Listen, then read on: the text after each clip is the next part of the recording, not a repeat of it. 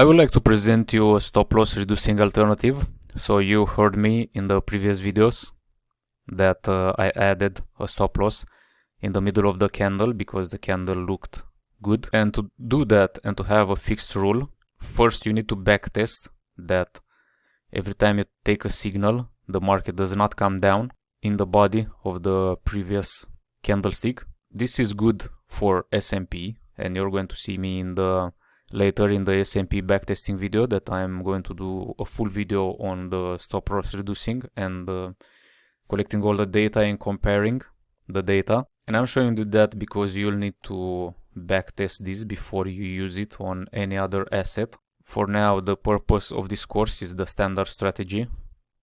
So just as a reminder, the standard strategy is you enter when the price closes above the moving average, and your stop loss has to be at the bottom of the candle. So this is it. Your stop loss is 1 point below the bottom of the candle. Your entry, it's here or above. This depends on your broker. And your exit is going to be according to your exit strategy indicator. You can reduce your stop loss just below the middle of the candlestick, so it should not go above. And in order to do that, as a rule, you can use this fib retracement tool that you have on every platform. So if you click on it, I'm going to show you this again in the backtesting video. You click once and you drag it up, and you can calculate Fibonacci ratios. And it's not about Fibonacci in here, it's just about the middle level between those 2 points. This is the 0.5. And let's modify this tool very quick just to make it look a little better. So if I double click on it, we'll go to options, and I'm going to uncheck everything here. Only I'm going to leave the 0.5 level. And I'm going to leave the 0 level, the 1, and 0.5, and the middle. We can see it here. We can also uncheck the background colors. We don't need that. You can have prices or not. It depends if you want to see that exact number to use it. And the values and the levels. Let's just use percentages, so it's 50%. I like to see that. Okay. And now in here, if I use this one, it's going to be with the new settings. And let's say that here we have a buy signal. With the standard strategy, the stop loss has to be below the candle, 1 point.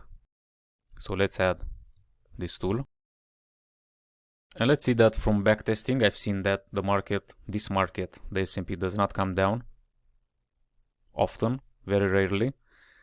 And I want to take the stop loss from here to the middle of the candle and apply the risk 1-2%, whatever it is, in a smaller portion so that the profits will be bigger.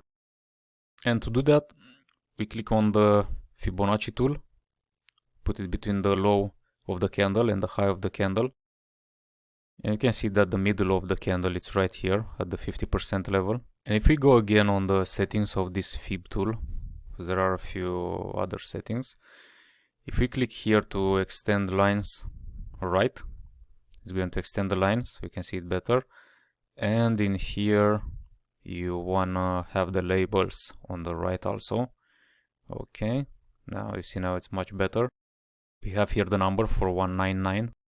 And for the stop loss, we can use 4198. So it's 1 point below. In here, I can modify this, or I can move it by hand. So it's 4198. I'm going to delete this fib tool.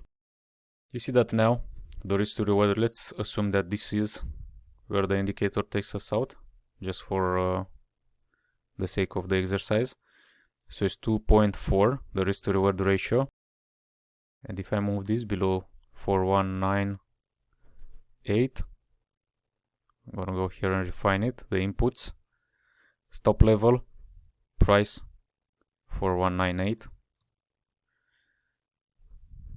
This is the price. So this would be your stop loss at the entry level. You see it doesn't come down. And now the risk to reward ratio at the same level, it's 4.7. So this doubled.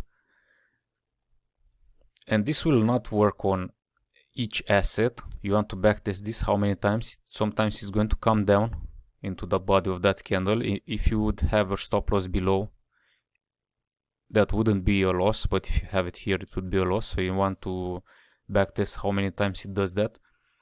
But you see the risk to reward ratio, it's way bigger, so it's probably that the wins are going to cover the other losses, but you want to backtest that to make sure, because believe me, there are assets that do that a lot, so probably that's not going to be a good idea in that asset. It's also very stressful.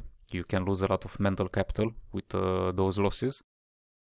So this is how you can do it. So the essential idea is to put your stop loss below the midpoint of that candle from the high to the low, and you want to do that when that candle is very big, and you want to make sure that the stop loss will always be below the moving average.